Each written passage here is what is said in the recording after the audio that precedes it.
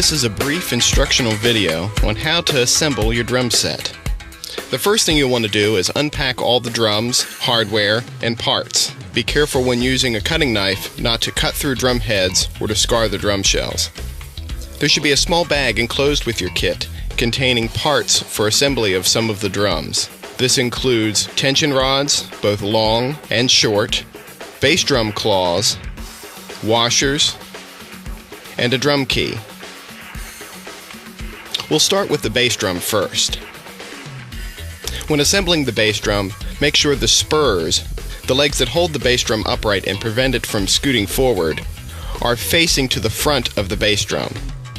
On the opposite side, you'll place the batter head, usually a clear drum head.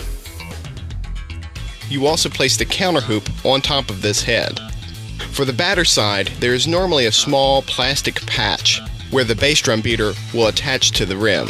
Place this at the direct bottom of the drum head. Usually there's a logo to guide you where the exact bottom of the head is. Next, we'll place all the bass drum claws onto the rim. Into the bass drum claws go the long tension rods. If the tension rod does not already have it, place a washer on the rod before you place it into the claw. The next step will be to finger tighten all the tension rods into the lug.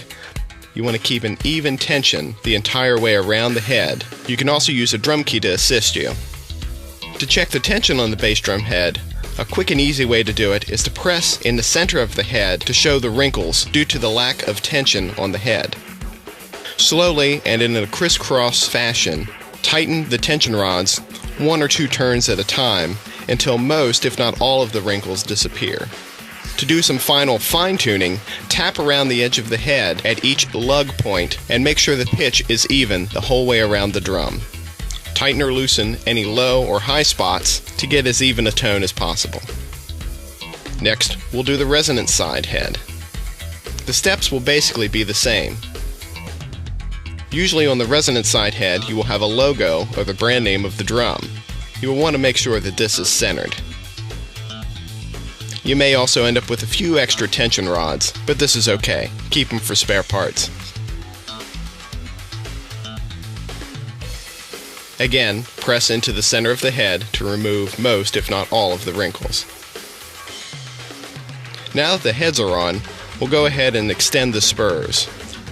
You will want to fold them out towards the front of the drum at roughly a 30-degree angle. There's normally a marker or a stop point that will indicate this on the spur. You also want to extend the end of the spurs roughly another couple of inches. We'll fine-tune this later.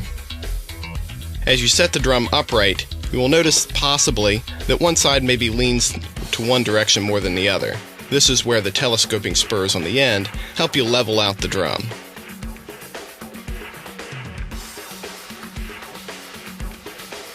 You also want to make sure that the front of the bass drum hoop is only roughly 1 inch to 1.5 inches off of the floor.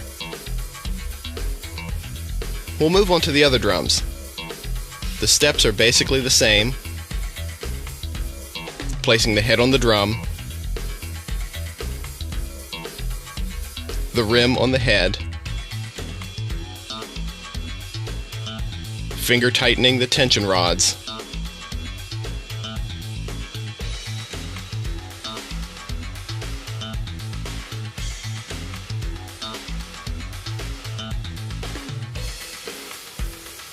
and then final tuning.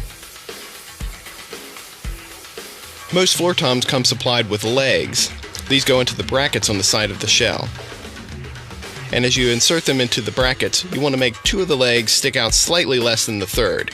This will put your drum at a slight angle, which is an optimal playing position. But of course, with any drum set, you can fine-tune this to your own preference.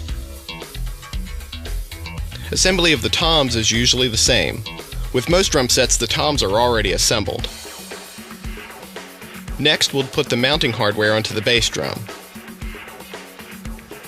You want to loosen the memory lock on the post and slide it into the bass drum. Don't place it too low in the bass drum. This will give us more working area when putting the drums onto the arms. Next, we'll move the tom mounting arms into roughly a 45-degree angle from center. You will also want to adjust them so that they are straight and level to give your toms an optimal playing position. You also want to loosen and reposition the memory locks. As you slide the toms onto the arm, rotate them inward so that they're as close together as possible without touching.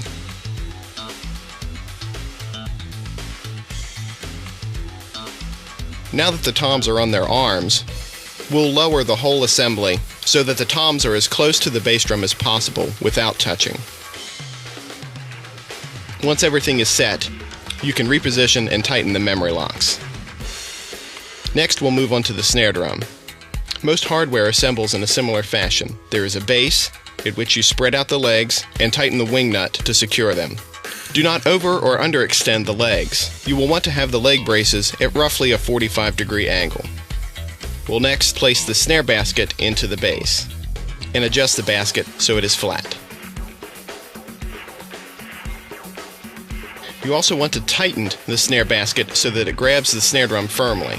This is usually done by a knob or wing nut on the bottom of the basket. You can also adjust the angle of the snare drum here so it either is flat or tilts towards you slightly.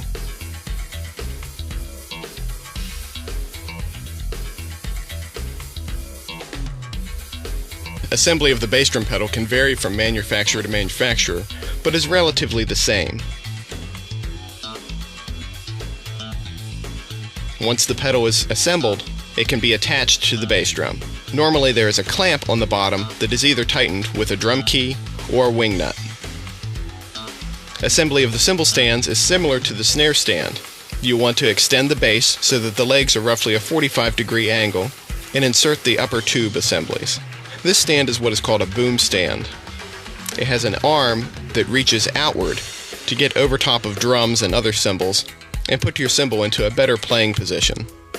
For most right-handed setups, the crash cymbal will go on your left, just behind the snare drum, and the ride cymbal will go on your right, just behind the floor tom.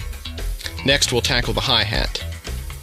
The pedal assembly will need to be attached to its base.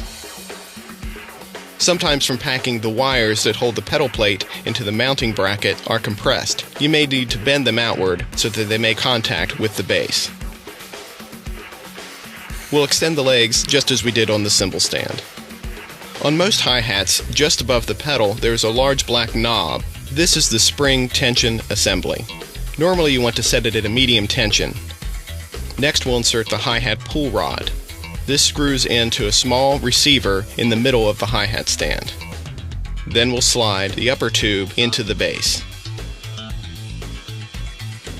The hi-hat is placed just to the left of the snare stand.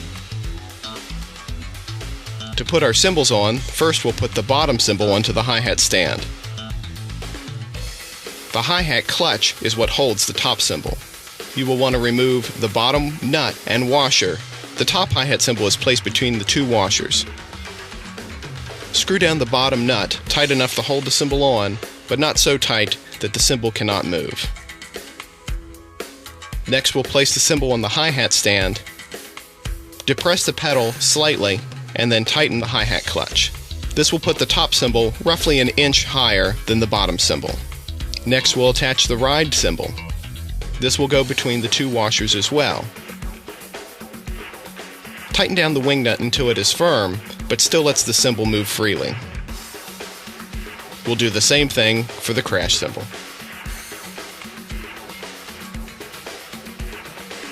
The last step is to assemble the drum throne.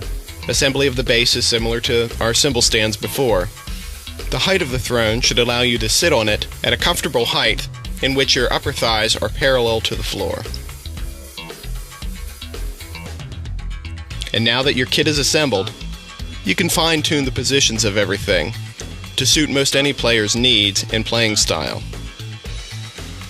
And now you're ready to go make some noise.